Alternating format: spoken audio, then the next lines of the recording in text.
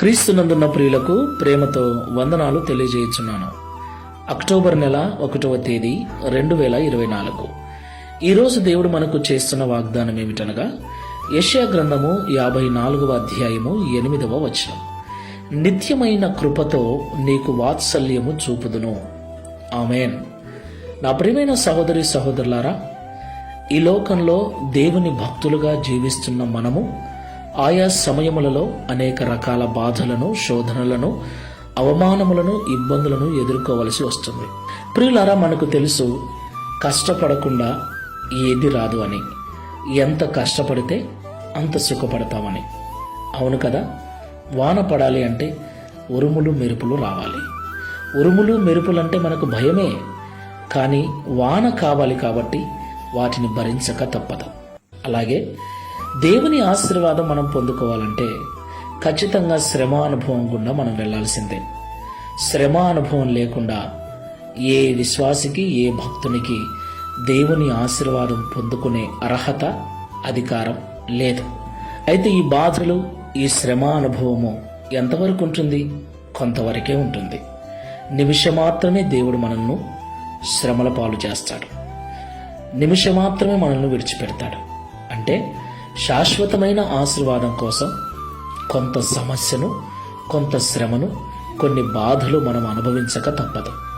వాటిలో మనము దేవునికి నమ్మకంగా ఉంటే దేవుడు నిత్యమైన కృపతో మనకు వాత్సల్యము చూపి శాశ్వతమైన ఆశీర్వాదాన్ని ఇచ్చి మనల్ని తన కొరకు స్థిరపరుస్తాడు. ప్రార్థన చేసుకుందాం. శాశ్వతమైన ప్రేమతో మమ్మల్ని ప్రేమిస్తూ విడువక మాయడిలా కృప చూపుతున్న తండ్రి, మీకు స్తోత్రాలు. అవునయ్యా, నీ బిడ్డలమైన మేము ఆయా సమయాలలో ఎంత భక్తి చేసినా, ఎన్ని ప్రార్థనలు చేసినా, ఎన్ని ఉపవాసాలున్నా ఖచ్చితంగా సమస్యల గుండా, శ్రమల గుండా మేము వెళ్ళవలసి వస్తుంది. మాలో కొందరు అలాంటి అనుభవంలో ఉండగా నీకు దూరమైన వారు, నిన్ను విడిచిపెట్టిన వారు, నిన్ను గొనిగి సనిగి నీ మీద నిందలు వేసిన వారు లేకపోలేదు.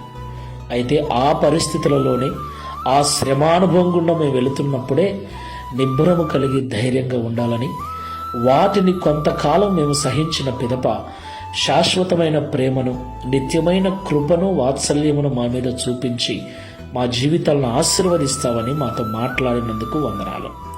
ఈ ప్రార్థనలో ఏకీభవిస్తున్న వారిలో ఎవరైనా శ్రమానుభవం గుండా వెళుతూ నీ మీద ఇబ్బందిగా మాట్లాడుతూ ఆశ్చర్యపడుతూ ఉంటే వారు ఈ మాటల ద్వారా తమను తాము స్థిరపరచుకొని, తమను తాము సరిచేసుకొని ఓపికతో నిత్యమైన కృప కొరకు, శాశ్వతమైన ఆశీర్వాదం కొరకు ప్రార్థనాపూర్వకంగా ఎదురుచూచుటకు సహాయం చేయమని, తద్వారా ఈ దిన వాగ్దానమును మా అందరి జీవితంలో నెరవేర్చి మీ నామమును మహిమపరచుకున్నామని, గడిచిన మాసమంతా కాపాడిన మీ కృపను ఈ మాసమంతట్లో కూడా తోడుగా ఉండి నడిపించమని యేసు నామములో ప్రార్థిస్తున్నాము తండ్రి.